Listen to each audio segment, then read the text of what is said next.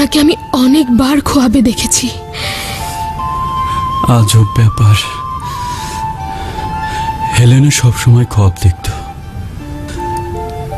আমার ইরতুমিদ, বেচারা হেলেন, হায় আফসোস তারা যদি থাকতো। ইরতুমিদ প্রায় 150 বছর আগে ইন্তেকাল করেছে।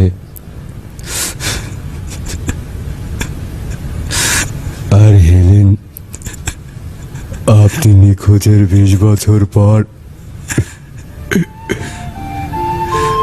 সে অঞ্জলেস পর্বতের পাদদেশে সমাহিত।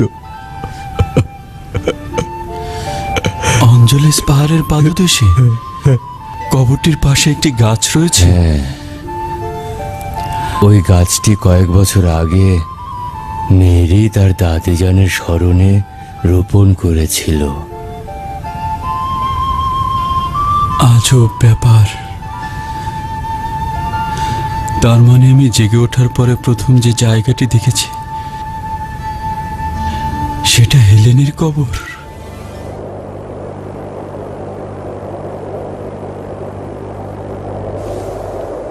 আফসোস, যদি ম্যাক্সিমিলিয়ানুসকে যেতে না দিতাম।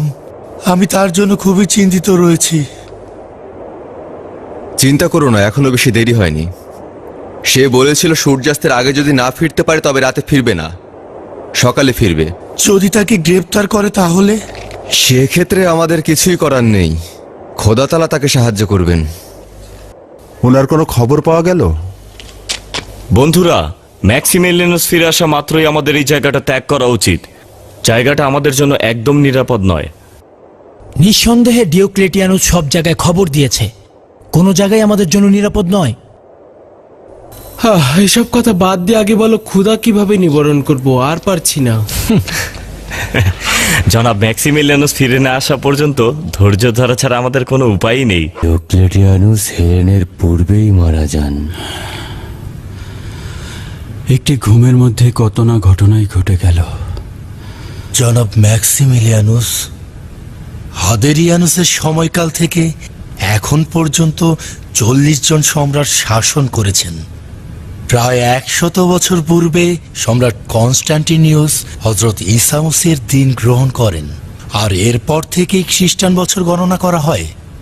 এবং তারপর থেকেই ধীরে ধীরে মূর্তি ইবাদতকারীদের বিনাশ ঘটেছে।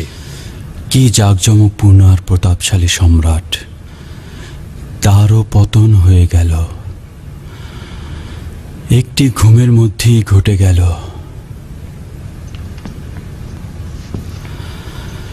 খোদা তাআলা তার বান্দার বড় বড় আশাগুলো কত সহজেই পূরণ করে দেন।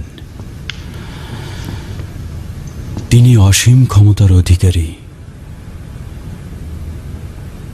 হে পরওয়ারদিগার, যদি ধৈর্যের বিচ্যুতি ঘটিয়ে নাদানের মতো প্রশ্ন করি এবং তিরস্কার করি, আমাদের ক্ষমা করো।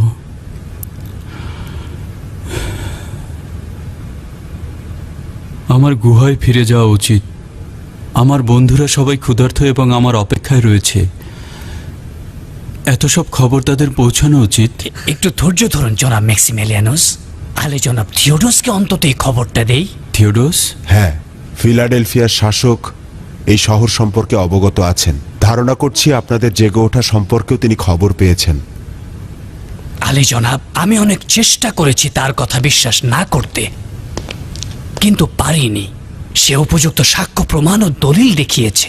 সে যে সত্য বলছে তাতে আমার কোনো সন্দেহ নেই। যেসব আলামত সে আমাদেরকে দেখিয়েছে তা অস্বীকার করার উপায় নেই।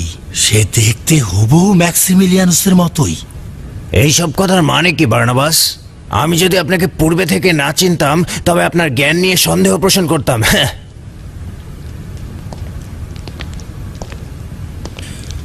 এবং আমিও যদি তোমাকে পূর্বে থেকে না চিনতাম তাহলে তোমার উত্তর ভিন্নভাবে দিতাম।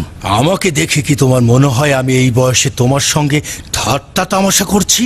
যা কিছু বলছি নিজের বিশ্বাস থেকে বলছি, যদিও বিশ্বাসযোগ্য মনে নাও হতে পারে।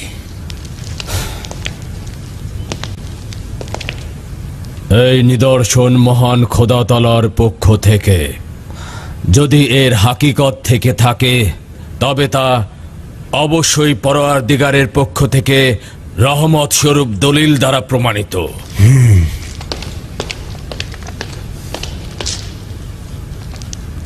জানি না এই জ্ঞানী ব্যক্তিদের বিবেক বুদ্ধি লোপ পেল নাকি।